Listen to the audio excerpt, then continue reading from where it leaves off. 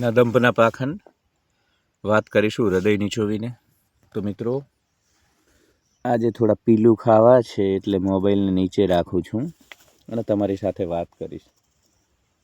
તો લોકો શું કહેશે, ચાર માણસો શું કહેશે, હું આવા કપડાં પહેરીશ તો લોકોને કેવું લાગશે, હું આ કરીશ તો લોકોને શું લાગશે, હું આમ કરીશ તો લોકોને શું લાગશે, એવા બધા વિચારોમાં આપણે હોઈએ છીએ અને આપણું જીવન ક્યારેય જીવી નથી શકતા.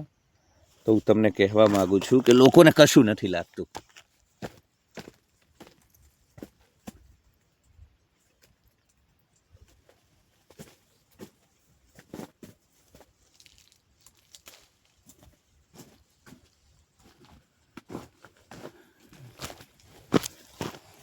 લોકોને કશું નથી લાગતું, લોકોને કંઈ ફરક નથી પડતો.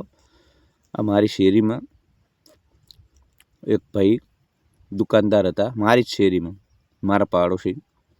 આખા ગામના જરૂરિયાતમંદ ગરીબ લોકોને પગાર ન થાય ને ત્યાં સુધી ક્રેડિટ પર વસ્તુઓ આપતા, જીવન જરૂરિયાતને, સર્વાઈવલ માટે જે હોય ને. તો એ ચાલ્યો ગયો, જીવન સામાન્ય છે. ફરીથી લોકો મતલબ social media, distraction, rat race, urban વ્યવસ્થાઓ, સડી ગયેલી સામાજિક વ્યવસ્થાઓ, રીતિ રિવાજ, મરણ અને પરણ, baby shower, pre wedding, post wedding, બેસણા, બપોરા, 12માં, 13માં, ગરુડ પુરાણનું વાંચન, અસ્થિ વિસર્જન, ગર્ભ સંસ્કારથી લઈ અગ્નિ સંસ્કાર સુધી એટલું બધું જીવન જટિલ છે કે કોઈને સમય નથી. તમે એટલે મેં આ વિડીયો બનાવવાની પ્રેરણા મને એટલે મળી મિત્રો કે મારો એક મિત્ર એને નાચવાનો શોખ છે. તો મેં તો એને કીધું એવું મસ્ત ડાન્સર છે કે તું રીલ બનાવ અહીંયા ખેતરોમાં નાચીને. પણ એટલું તો બિચારો હજુ લોકો શું કહે છે, સમાજ શું કહે છે, એના દબાણમાં કરી નથી શકતો. પણ લગ્ન પ્રસંગમાં હમણાં નાચ્યો હતો, નાગિન ડાન્સ કર્યો હતો એને. તો એને એટલું બધું નૃત્ય પસંદ ને, ઇન્સ્ટાગ્રામમાં રીલ તો ચડાવી દીધી. 2-3 દિવસે સારા વ્યૂ ને બધું સારું હતું, બધું વ્યવસ્થિત હતું. પણ એ પ્રેશર ફીલ કરવા માંડ્યું 1-2 દાડા પછી એને ડિલીટ. મેં કીધું કેમ ડિલીટ કરી લે ભાઈ? તો કે યાર લોકો કમેન્ટ ને નેગેટિવ ને.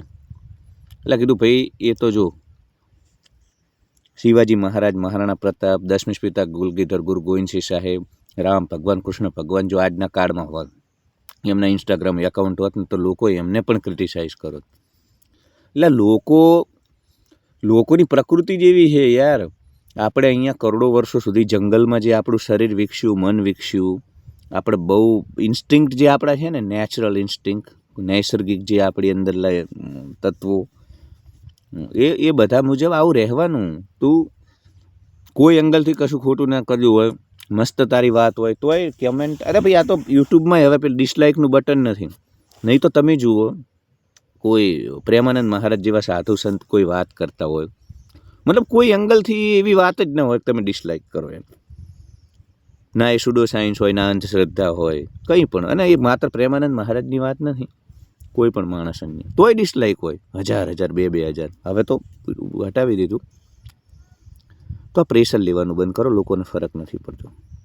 કાઉન્સેલિંગ કોલ સિવાનો લાભ લો. ડિસ્ક્રિપ્શનમાં તમને ડિટેલ મળશે, યુપીઆઈ આઈડી મળશે, ત્યાંથી મને આર્થિક સહયોગ કરી શકો છો.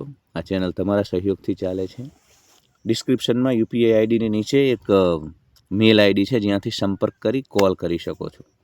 તમારા માટે જ આપણે રેટ ઓછા કર્યા છે. તો બાકીના લોકો લાઈક કરે, શેર કરે, સબસ્ક્રાઈબ કરે, ઘંટડી ઓન કરે, વિડીયો હાઈપ કરે, કમેન્ટ કરે. કિરણ દેસાઈ, નરેશભાઈ જેવા લોકો કરી રહ્યા છે ઠગલો કમેન્ટ. એમને હું જવાબ આપીશ, કેમ કે હું એક સાથે જવાબ આપું છું અમુક દિવસો બાદ. તો આ રીતે સહયોગ કરી શકો છો. અને સહયોગ કરવો હોય મને તો એક તો આ તમે છોડો, લોકો શું કહે છે. આચાર્ય રજનીશથી લઈ અને ઘણા બધા દુનિયાના, તમે ચાહે ડાયજીનસ હોય કે મતલબ નિકોલો માકિયાવેલી હોય,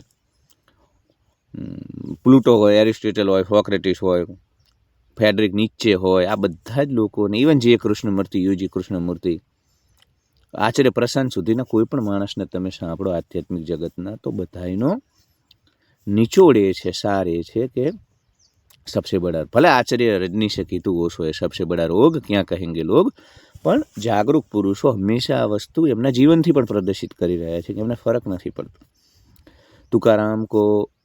તુકારામને લોકો પાલખી ઉપર બેસાડીને ફરતા, અને પછી તમને ખબર છે કે પેલી એક સ્ત્રી આપઘાત કરતી હતી, અને તુકારામે કહ્યું કે કેમ આપઘાત કરે છે, તો કે મારા પ્રેમ સંબંધથી લગ્ન પહેલાં જ હું ગર્ભવતી થઈ છું.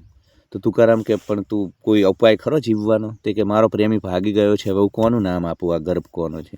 એ વખતની સમાજ વ્યવસ્થા એવી હતી કે છોકરી એવું કહી દે કે આ ગર્ભધારણ આની સાથેના સંભોગથી થયું છે, તો એ ભાઈને સોંપી દેવામાં આવે છોકરી, અને તમે બચી જાઓ, દીકરી. તુકારામ કે જો તું બચતી હોય તો નામ મારું દઈ દે. દીકરી કે લોકો તમને મારી નાખશે અથવા તો ખૂબ ઘાયલ કરશે. તુકારામ કે ઇટ્સ ઓકે. આ સ્થિતિ હોય યાર જાગૃત પુરુષોની, ભારતના લોકોની આ સ્થિતિ હતી. તો જે લોકો એમને હાથીની પાલખી ઉપર બેસાડીને ફરતા, બિકોઝ એ સાધુ સંન્યાસી હતા, એ જ લોકો એમને ઢોર મારી, કપડાં ફાડી, ઉઝરડા કરી, લોહી લુહાણ કરી, મુંડન કરી, કાળી મેસ ચોપડી, ગધાડા ઉપર બેસીને ફેરવ્યા, જોડાનો હાર પહેરાવીને. બંને સ્થિતિમાં તુકારામની મનની સ્થિતિ શાંત હતી, હાથીની અંબાડી ઉપર અને ગધાડા ઉપર પણ. એ મહિલા બચી ગઈ, અને થોડા દિવસ બાદ લોકોને પણ ખબર પડી કે તુકારામ શા માટે આ સ્વીકાર્યું હતું. તો પછી લોકો જે એમના પાશ્ચાતાપ કરવા લાગ્યા. તુકારામ ત્યારે પણ એ તો ફરક ન પડવો જોઈએ યાર.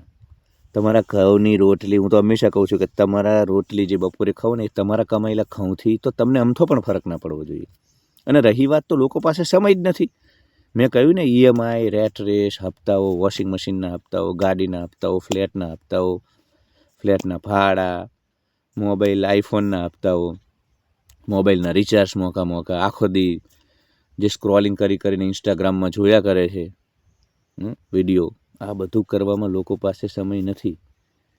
ચીંગુરો, મરકટો, કીડા મકોડા, કીટ પતંગિયા, ચામાચીડિયાઓ, કોઈને તમને એ તો તમારી રીલ જોઈને આવો લાગુ છું ને, આમ ને આ શર્ટ ને આ એંગલ ને કંઈ કોઈને તમે વારંવાર ડિલીટ કરો ને આ કરો ને, લોકોને મિત્રો કોઈ ફરક નથી પડતો.